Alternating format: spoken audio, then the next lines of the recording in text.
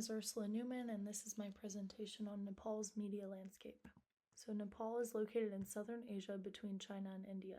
The country is landlocked. The estimated population in 2024 was around 31 million people. 123 languages were reported, and it's common that people also speak English. 1.2% of the population is Hindu. It is home to 8 of the world's 10 highest mountains, including Mount Everest, the world's highest. In 2025 World Press Freedom Index, Nepal ranked 90 out of 180, making it perfectly in the middle. Hereditary rule of the Brahma dynasty ended in 1951. Multi-party democracy came back in 1990. From 1996 to 2006, an insurgency by the Communist Party of Nepal led to the temporary stop of democratic institutions, with the goal to overthrow the Nepali monarchy and establish a People's Republic.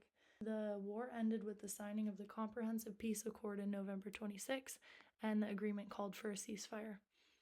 After the peace accord from 2006 to 2008, Nepal adopted an interim constitution, abolished the monarchy, and became a federal democratic republic. From 2013 to 2023, struggles with finalizing a constitution and frequent government changes has created a slightly unstable political climate. Democracy was formalized in 2015, but there are still power struggles. In Nepal, there are 4,900 print publications, over 1,000 radio stations, 4,600 online news sites, and 246 TV channels. The government of Nepal is one of the largest media owners, and they control some of the main outlets such as the Daily Gorkaptra and Rising Nepal. The leading private sector media entity is the Kantipur Media Group, primarily working online with several news sites such as onlinekhabar.com. In 2019, it was reported that 62% of men and 57% of women watch TV once a week, and this is the most popular media. Nepal is one of the few countries in the world to formally proclaim full freedom of the press in the preamble to its constitution. Journalists and activists report that there is government restriction through threats or intimidation, and as a result, there is self-censorship. The wording meant to protect free speech is seen as too vague, and therefore it doesn't always protect free speech. Loose definitions for things like harm to national unity make it easier to censor people. Code provisions adopted in August of 2018 limit investigative journalism and restrict criticism of government figures. The government helps to fund the media through institutional advertising contracts, and that system tends to favor editorial biases. Since the creation of the Republic in 2008, the political climate has just become better and better for journalists. Major political parties do have journalist organizations that favor and promote government views, but we do see similar trends here in the US. Politicians and government officials have targeted media and journalists before, aiming to discredit the role of journalism. Journalists have also been appointed as press advisors for various political entities, and this has hurt the credibility of journalism for the public. The Federation of Nepali Journalists received significant financial support from the public treasury when it was supposed to function independently. In 2023, the Speaker of Federal Parliament made a comment about media in Nepal, saying that journalists were for sale. Following this, journalists shared stories of abuse and harassment that they've faced. Over the years, there have been several documented cases of journalists dealing with censorship. In 2010, journalist Srideep Rayamaji received email threats for reporting on freedom of expression and shortly after was attacked. He felt that authorities did not take it as seriously as they should have. Since the year 2000, at least 6 journalists have been killed for their work, which is quite low compared to some other countries.